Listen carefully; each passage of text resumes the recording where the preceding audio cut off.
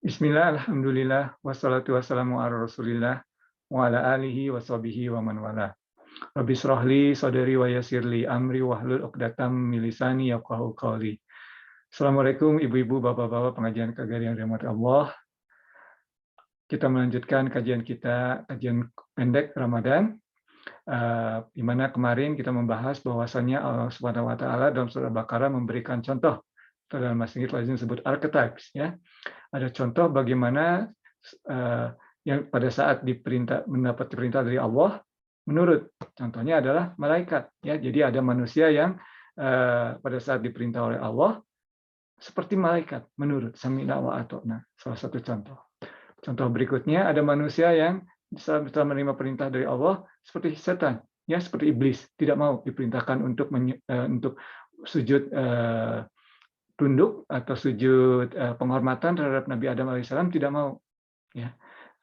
Salah satu contoh manusia juga ada diberikan perintah tidak mau, merasa lebih baik daripada perintah tersebut, ya. Kemudian ada juga yang seperti Bani Israel, ya, yang diperintahkan untuk menyembelih sapi betina, di mana nama dari surat tersebut. Diperintah ini itu banyak pertanyaannya, buntutnya seperti apa, kulitnya seperti apa, warnanya seperti apa, dan sebagainya, sampai akhirnya hampir saja tidak melaksanakannya perintah tersebut. Tapi ada juga yang seperti Nabi Adam yang tanpa ada perasaan untuk melawan Allah, tapi tergoda juga oleh iblis untuk mendekati salah satu pohon. Tapi kemudian Nabi Adam bertobat kembali kepada Allah dan Allah menerima taubatnya. Jadi kita selalu saja berada dalam hidup di dunia ini, selalu berada dalam keempat contoh ini. Kadang kita seperti malaikat, kadang kita seperti iblis. Nauzubillah min dzalik. Kadang kita seperti Nabi Adam alaihissalam, kadang juga kita seperti Nabi Isa. Selalu demikian. Yohanes memberi contoh. Misalnya dalam Al-Quran, Rasulullah memberikan perintah kepada kita, waqulu linnasi husna, untuk berbicara baik, berbicara lembut kepada orang-orang lain. Kadang-kadang kita berbicara lembut terhadap orang lain seperti malaikat, no problem.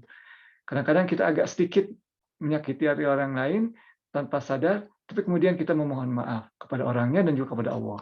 Ya. Tapi kadang-kadang kita juga seperti iblis, nauzubillah min dzalik, ya. Tapi kalau kita akui secara jujur, seringkali kita sudah tahu ayat-ayat Quran tersebut, tetapi karena sesuatu masalah, karena sesuatu trauma atau sesuatu apapun, kita, kalau dalam konteks di Amerika ini kadang-kadang orang menyebutnya trigger, ya, tertrigger gitu, terpengaruh. Jadi tahu perintahnya kita dalam kondisi apapun harus berbicara lemah lembut terhadap orang lain, ya, berbicara dengan sopan, tapi pada saat itu kita malah mengeluarkan kata-kata kasar, ya, tertrigger atau terpengaruh untuk mengucapkan kata-kata tersebut karena ada perasaan tertentu atau bagaimana, ya. Padahal dalam kata-kata tersebut, dalam kondisi tersebut kita tidak layak mengucapkan kata-kata tersebut. Dan ingat, ya, Allah SWT menyebutkan, Rasulullah SAW menyebutkan bahwa sabar itu pada saat kejadiannya yang pertama, gitu. Jadi kalau misalnya sudah menyampaikannya, sudah berteriak-teriak untuk mengatakan kata kasar, punya sabar, itu tidak dihitung, ya. Sabar itu pada saat kita ada situasinya tapi kita sabar, menahan diri. Nah, kita sebutkan kemarin bahwa puasa itu menahan diri, ya. Dalam hadis Rasulullah SAW menyebutkan puasa itu adalah seperti perisai. Dan dalam konteks ini kebetulan, ya,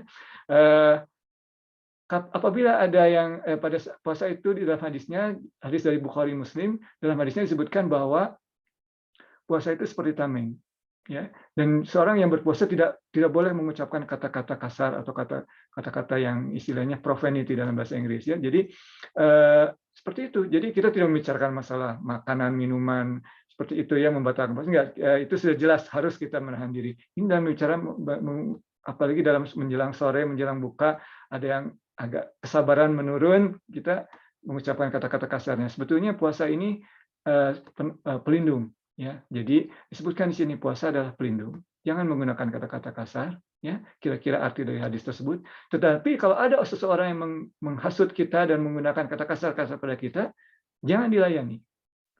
Tinggalkan dan ucapkan, saya sedang puasa. Begitulah hadis Rasulullah SAW. Ya, jadi demikian, selalu berada dalam 4 ini, tetapi puasa menjadi pelindung. Dan insya Allah dalam kajian-kajian berikutnya kita akan membahas puasa tersebut. Jadi kita harus dengan berpuasa melatih diri untuk melaksanakan perintah Allah dan menjauhi larangan Allah. Menjalankan perintah Allah, disuruh menyembelih sapi, tidak seperti laksanakan. Disuruh dilarang oleh Allah mendekat salah satu pohon, jangan dekati pohon tersebut. Ya, samina wa ata'na, seperti itu. Jadi insya Allah kita akan membahasnya. Dan ini adalah maknanya, seperti yang kita ketahui, menjalankan perintah Allah dan menjalankan Allah adalah takwa. Ya. Dan ayat Al-Quran mengenai puasa, ibu bapak-bapak juga mengenal. Ya.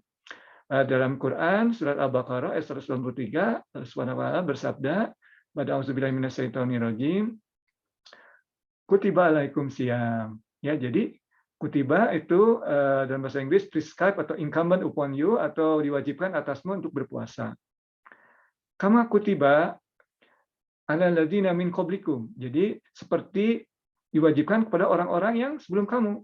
Ya, jadi coba ajaran agama mana yang tidak mengajarkan berpuasa? Berpuasa itu umum. Konsep puasa sebagai menahan diri itu adalah konsep yang universal. Ya, agama Kristen, Katolik, Hindu, Buddha, Konghucu, semua ada puasa dalam syariahnya. Ya, demikian juga kita. Ya, demikian. Kamu kutiba ala alladzina min qablikum la'allakum tattaqun. Semoga engkau menjadi orang yang bertakwa. Ya. Jadi di sini ada kata-kata semoga atau dalam bahasa Inggris lagi disebutkan perhaps you will become atau you will attain takwa. Karena demikian, belum tentu ya, kita harus berusaha. Ya untuk berusaha. Dan dalam surat Al-Ankabut, Allah SWT menyebutkan atau bersabda waladina jahadu fina lanahdiyanahum subulana.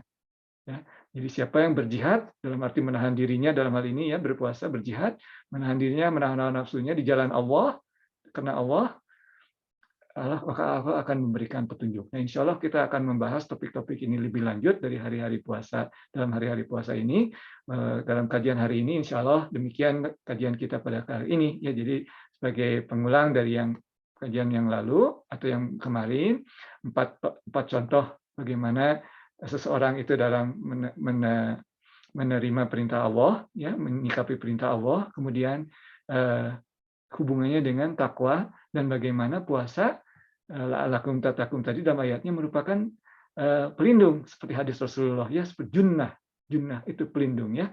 Menarik kata junnah ini ya, maaf satu topik lagi terakhir ya. Junnah ini menarik ya.